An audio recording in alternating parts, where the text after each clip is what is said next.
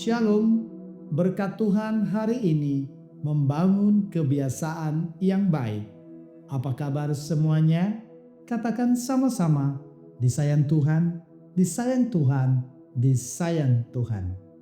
Firman Tuhan di dalam Roma pasal 12 ayat 2. Janganlah kamu menjadi serupa dengan dunia ini, tetapi berubahlah oleh pembaharuan budimu, sehingga kamu dapat membedakan manakah kehendak Allah, apa yang baik, yang berkenan kepadanya, dan yang sempurna.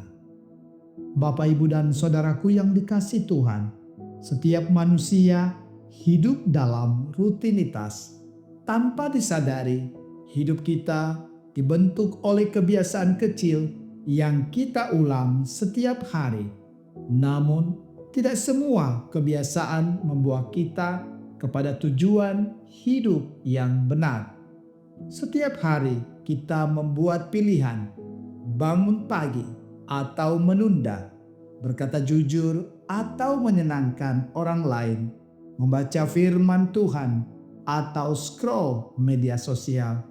Tanpa sadar, pilihan-pilihan ini membentuk kebiasaan, dan kebiasaan membentuk karakter saya dan saudara. Firman Tuhan mengingatkan saya dan saudara untuk tidak menjadi serupa dengan dunia. Artinya, jangan ikut pola yang lazim, tetapi salah. Dunia mungkin terbiasa dengan kelalaian, kompromi, dan kemalasan rohani. Tetapi saya mau berkata, anak-anak Tuhan dipanggil untuk hidup berbeda. Perubahan sejati dimulai dari pembaharuan pikiran, membiarkan firman Tuhan dan Roh Kudus mengubah cara saya dan saudara berpikir. Ketika pikiran kita diperbaharui, tindakan kita pun ikut berubah. Kita mulai membangun kebiasaan yang menyenangkan hati Tuhan. Artinya, membaca firman setiap pagi, mendoakan orang lain, mengatur waktu dengan bijak, hidup dengan integritas, melayani dengan sukacita. Semua kebiasaan baik ini tidak langsung terbentuk dalam sehari, tapi saat kita setia, sedikit demi sedikit, Tuhan akan membentuk saya dan saudara menjadi pribadi yang kuat, berbeda, dan berdampak. Banyak orang ingin hidup lebih baik, tapi tidak mau membangun dasar yang benar. Disinilah pentingnya kebiasaan yang baik sebagai bentuk disiplin rohani dan pertumbuhan pribadi.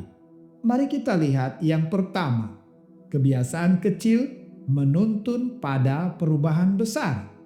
Tuhan seringkali bekerja dalam hal-hal kecil, seperti biji sesawi yang kecil tapi tumbuh menjadi pohon besar. Kebiasaan baik yang sederhana, seperti berdoa pagi, membaca firman, atau berkata benar, akan membentuk karakter yang kokoh di dalam Tuhan.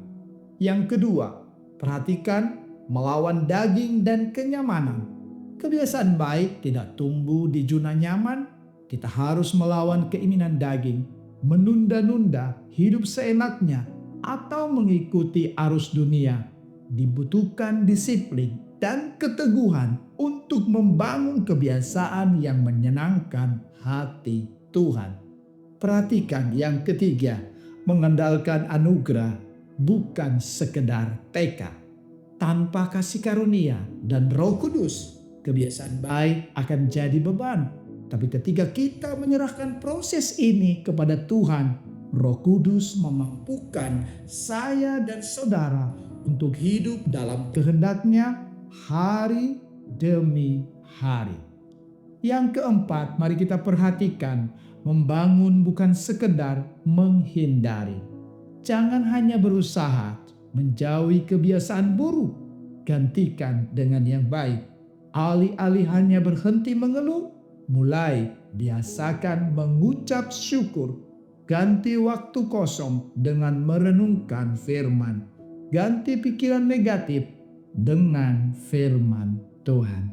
Hari ini marilah kita renungkan, apakah kebiasaan-kebiasaan dalam hidup saya dan saudara hari ini sedang membangun masa depan rohani yang sehat?